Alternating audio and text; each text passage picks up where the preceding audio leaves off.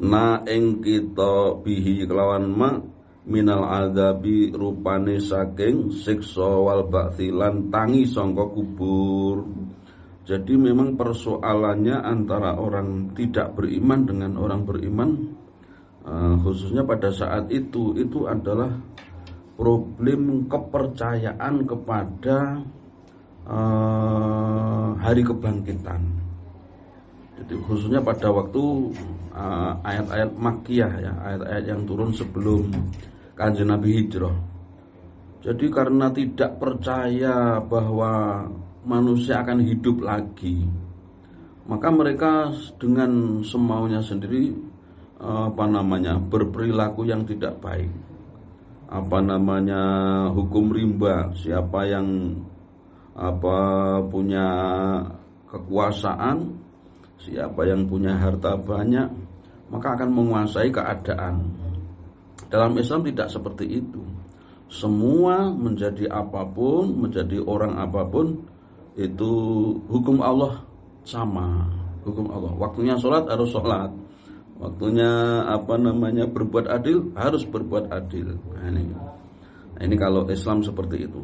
Nah, problemnya pada saat itu adalah orang-orang itu tidak percaya akan siksaan.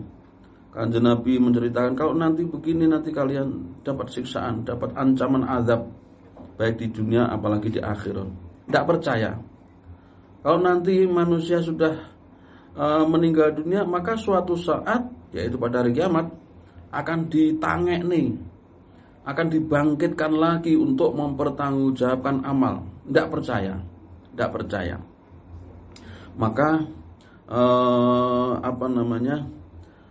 unsur tauhid atau percaya kepada Allah, mengesakannya, kemudian karena percaya sama Allah, ada rukun iman itu salah satunya adalah percaya pada Allah itu nanti akan membangkitkan.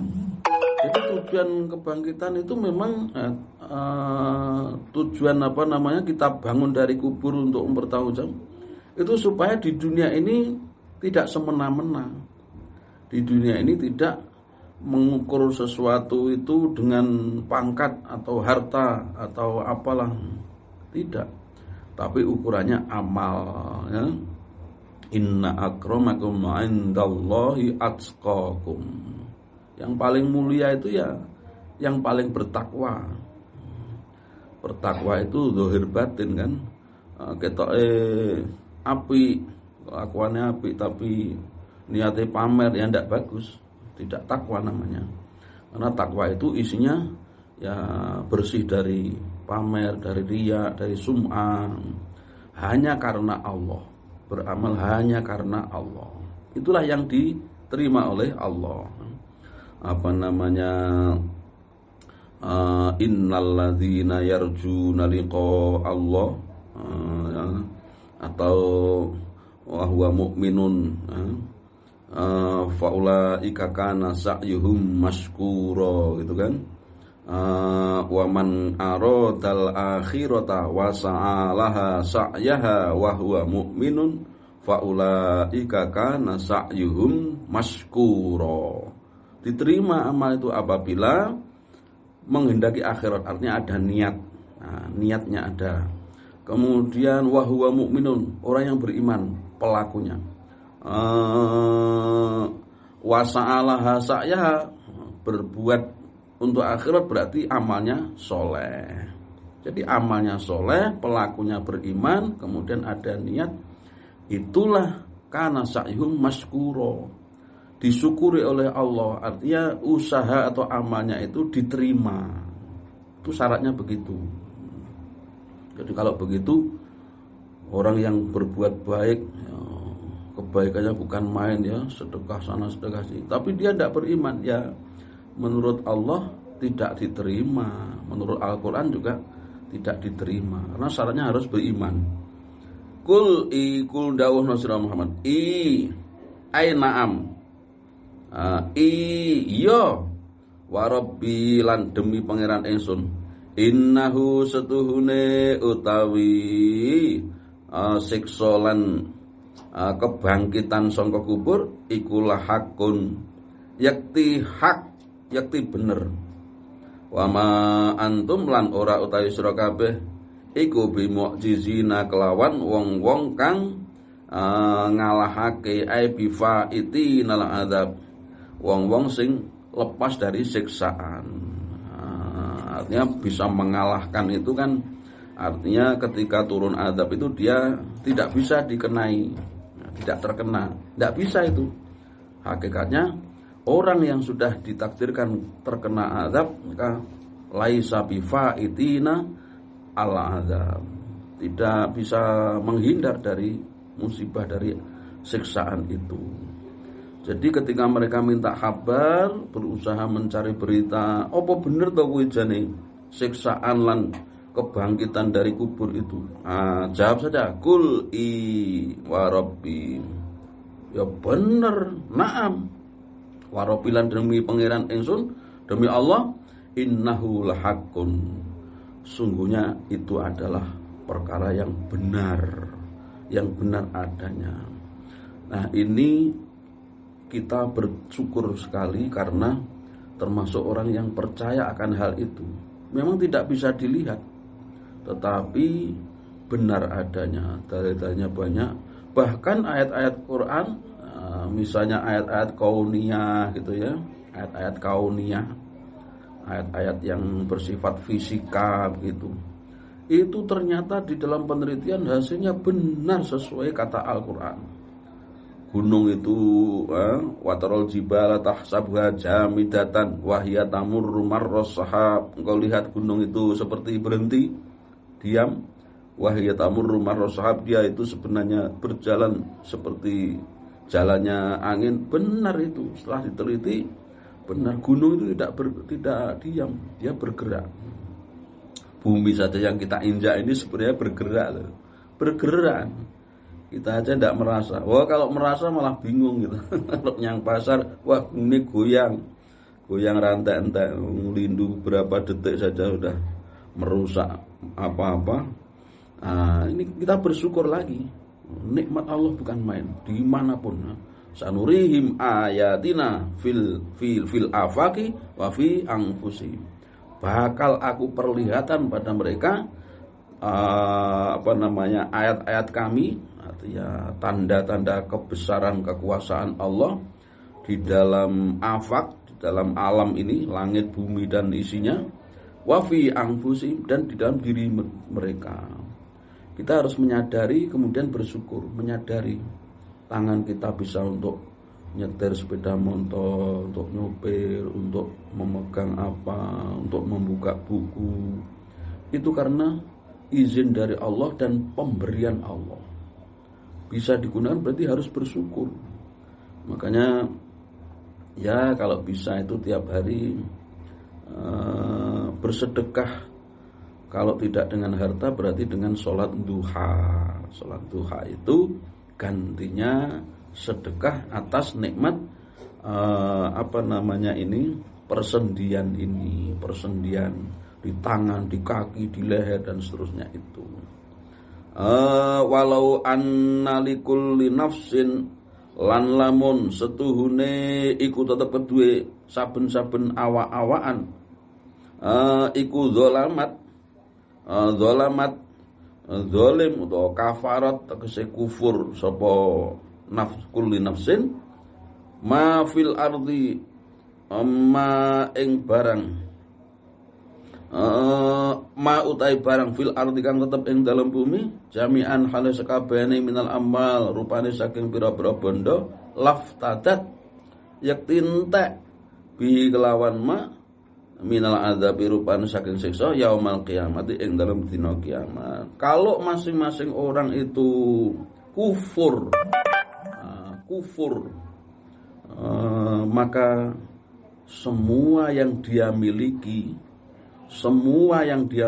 bahkan bumi ini juga itu akan habis, tidak cukup untuk nomboi siksaan dari Allah. Laftatat ma fil ardi walau anna likulli nafsin dzalamat. Di sini ya, kalau di ayat lain ada itu penjelasan bahwa kalau seseorang disiksa karena dosanya itu, maka tidak akan bisa diganti atau ditambeli, ditomboki dengan apapun yang di bumi ini, walaupun berupa emas.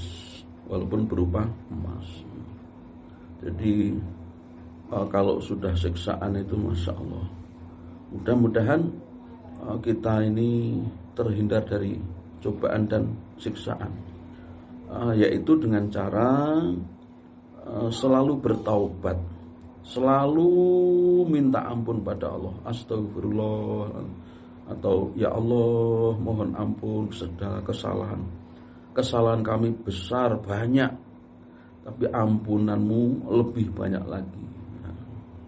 Itu kalau berdoa itu memohon, namanya memohon ya dengan bahasa yang bagus, niscaya Allah akan mengampuni kita. Bahkan ya hampir setiap saat lah kita ini berbuat salah. Wa asarru lan nyamarake sapa wong-wong kafir annadamata ing getun ala tarkil imani ing atase ninggal iman. Lamma ra'au tatkalane weruh sapa wong-wong kafir al adzaba ing siksa. Akhfaha nyamarake sapa wong-wong kafir ha ing nadamah ru'asauhum. Akhfa nyamarake ha ing nadamah sapa ru'asauhum, pira-pira pemimpine wong-wong kafir, anitu afa saking wong-wong kang apes, alladzina kang adallu kang nyasarake sapa ru'asahum ing du'afa makhafatat takbir, kelawan kuatir atau krana kuatir ya diungkapkan. Jadi pada hari kiamat mereka menyembunyikan, sebenarnya menyesal betul, tapi mereka menyembunyikannya, yaitu menyesal karena meninggalkan iman, tidak ada keimanan. Wah, harganya iman tuh tidak bisa dinilai dengan apapun ya. Sebab kalau orang sudah beriman itu kan berbuat baik itu sudah dijanjikan pahala. Kalau tidak ada iman kalau berbuat baik ya tidak dijanjikan. Karena dalam Islam seperti itu. Wa qudhiyalan den putusake bainahum ing dalam antarane makhluk, bainal khalaiki, antarane pira-pira makhluk, bil qisti kelawan adil, bil adli. Wahum halil utawi nas utawa pira-pira menungso sing ora iman mau iku la yudlamuna, ora den kaningaya sapa nasaian lan babar pisan. Besok itu ketika sudah dihitung amalnya, kemudian diputuskan kemana begitu, kemudian ada yang berkata, waduh, di depan neraka kembali sudah tidak bisa. Samping kanan melihat tidak ada kecuali api neraka, samping kiri juga tidak ada kecuali neraka. Maka dilanjutkan cerita itu oleh sabda Nabi, fattakun naro walau bisik kitamrotin, maka jauhilah neraka itu walaupun dengan separuh kurma. Artinya apa? Bersedekah itu mempunyai nilai menyelamatkan seseorang dari siksaan neraka. As-shadaqatu tadfa'ul bala, sedekah itu bisa menolak bala. Ghadabar Rabbi ya. Sedekah itu memadamkan kemurkaan Allah. Jadi kita dengan bersedekah itu mendapat kebaikan as-sakhiyu Qaribun minallah, qaribun minal jannah, qaribun minan nas, ba'idun minan nar. Dekat dengan Allah, dekat dengan surga, dekat dengan manusia, dan jauh dari neraka.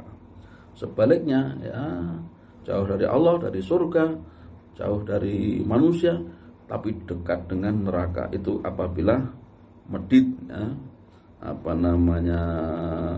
medit itu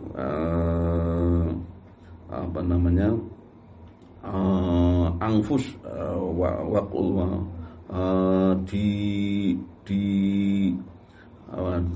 diwatai manusia itu dengan sifat angfusus asuh, jadi bakhil yang banget. Wahum la yudzamun ala inna lillahi, eling-eling, ala eling-eling, inna lillahi setuhune iku kedue Gusti Allah, ma utahe barang fis samawati kang tetep ing dalem pira-pira langit wal ardi lan bumi. Ala eling-eling, inna wa'dallahi, sak temene utawi janjine Gusti Allah, bil ba'thi kelawan tangi sanga kubur, wal jazailan piwales amal, iku hakun bener, sabitun tetep. Walakinna aktsarahum, lan tetapine setuhune utawi akeh-akeh menungsa, ayin nasa tegese menungsa, iku layak lamuna ora ngerti sapa menungsa. Jadi karena semua yang di alam ini, baik di daratan, di laut, di udara, maupun di langit, semuanya itu milik Allah, maka tidak ada jalan lain bagi manusia ini kecuali berbuat baik. Karena semua milik Allah, milik Allah. Allah itu berkehendak bagaimana terserah Dia. Karena sudah milik Allah, manusia juga milik Allah. Apa yang dimiliki oleh manusia juga milik Allah. Harta, ilmu, semua milik Allah. Maka manusia di sini tidak boleh mengaku bahwa itu adalah miliknya. Artinya hakikatnya tidak boleh mengaku. Apalagi kalau jabatan atau ilmu kemudian diaku, wah itu berbahaya sekali. Oh, itu semua milik Allah. Pemberian, bahkan titipan, jabatan titipan, ilmu titipan. Maka orang yang mengerti maka akan memakai titipan itu sebaik-baiknya, akan memakai apa yang dimiliki itu untuk kegunaan yang berguna, yang sebaik-baiknya. Sudah, kalau sudah begitu manusia ini bukan apa-apanya. Kita ini menjadi apa gitu ya. Itu semua pemberian dari Allah, karena takdir dari Allah.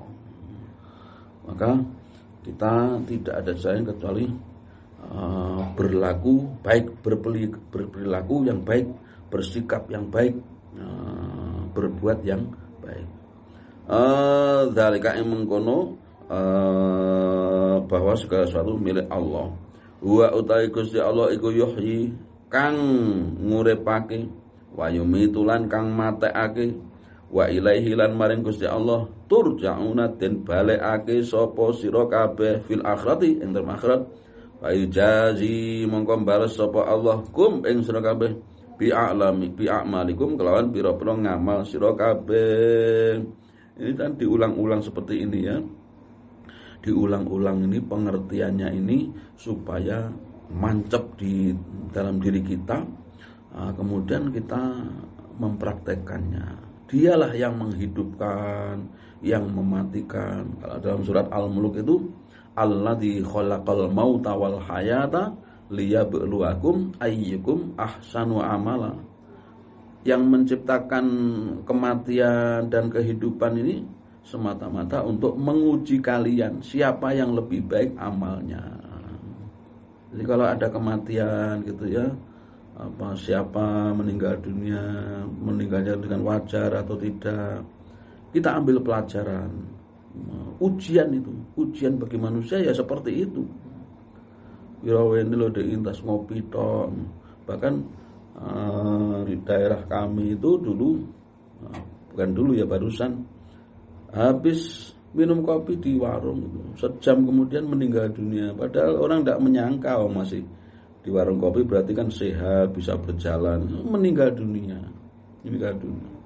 Siapa tahu. Jadi maka doa kita, Allahumma tawwil umurana wa sahih ajsatana wa ahsin a'malana, gitu kan.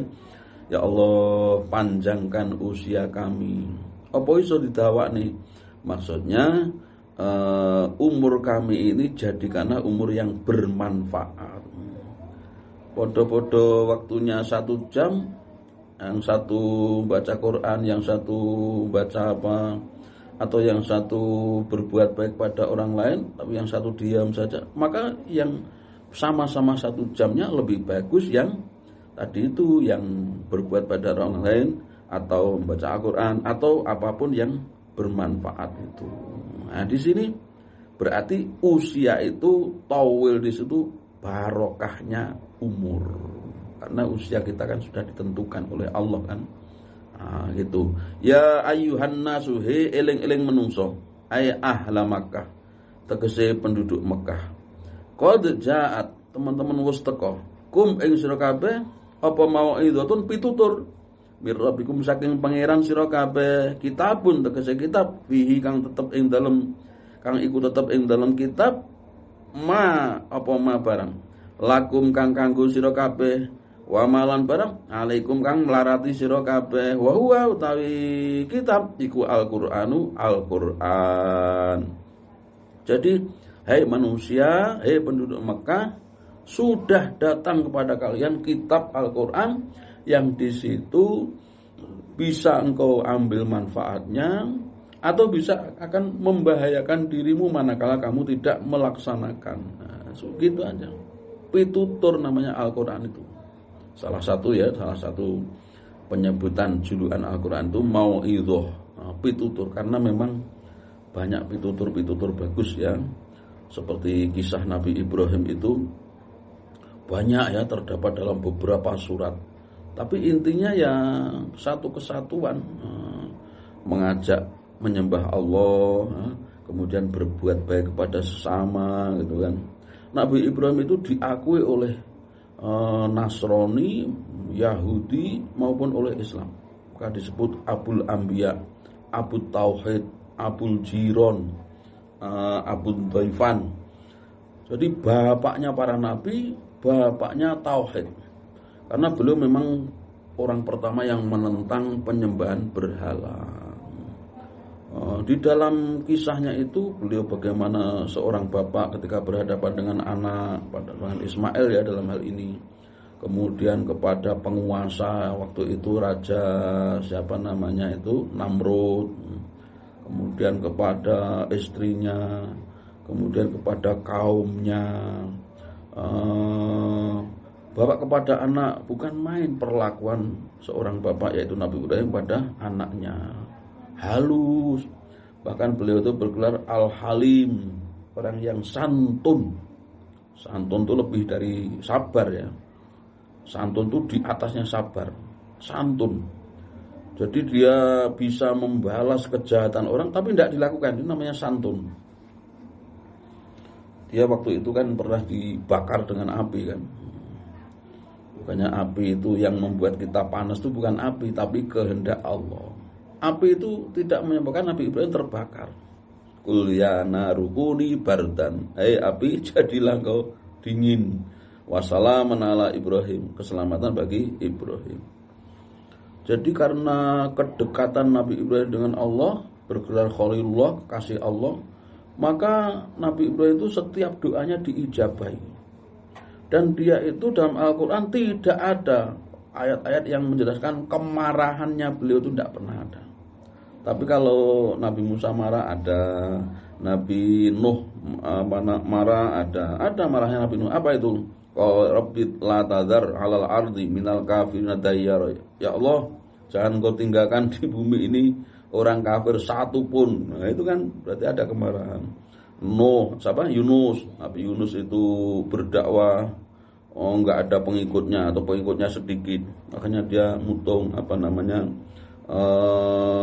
masuk ke laut, akhirnya dimakan ikan. Laukana walau la ansabahna rabbil alamin la akhadnahu ila yaumiddin. Di surat As-Saffat itu, seandainya Nabi Yunus itu tidak bertasbih ketika masuk dalam perut ikan, maka dia akan di dalam ikan itu sampai hari kiamat. Itu siksaan Allah, karena beliau tidak sabar. Nabi Musa tidak sabar sampai ketika pulang dari Gunung Tursina menerima wahyu, menerima Taurat itu, pulang kaumnya menyembah pedet emas itu. Akhirnya marah sama Nabi Harun. Kan ada marahnya. Lama akhadal ghadaba, akhadal alwah. Wa alqal alwaha, akan melemparkan lembaran-lembaran.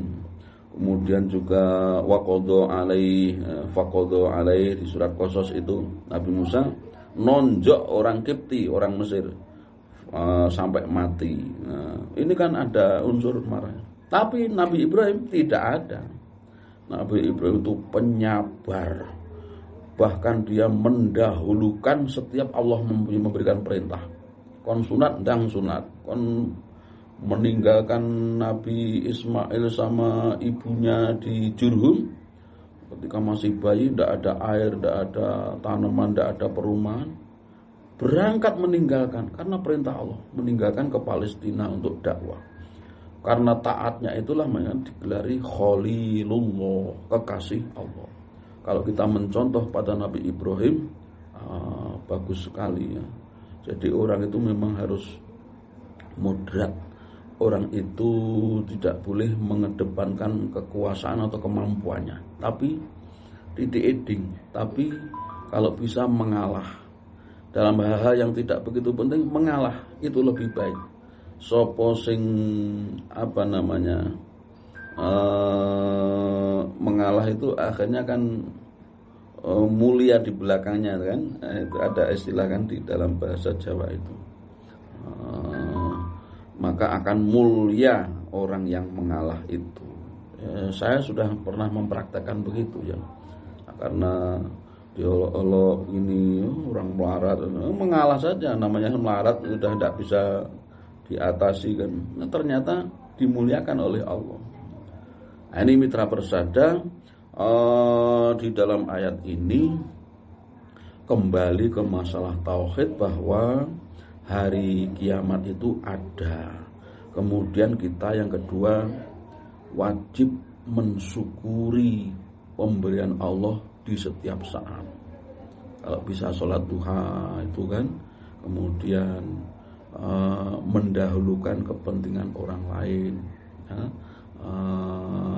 di atas kepentingan diri sendiri. Kemudian yang ketiga bahwa Al-Quran itu mau'idhah. Al-Quran adalah pitutur bagi manusia. Setiap orang yang baca Al-Quran, baca tafsirnya, terjemahnya, hendaknya mengambil pelajaran dari ayat-ayat itu. Selalu ada kisah-kisah dalam Al-Quran, itu dalam musim sekarang tetap ada. Mitra persada, mudah-mudahan bermanfaat. Kurang lebihnya mohon maaf. Wallahul muwaffiq ila aqwamit thoriq. Wassalamualaikum warahmatullahi wabarakatuh.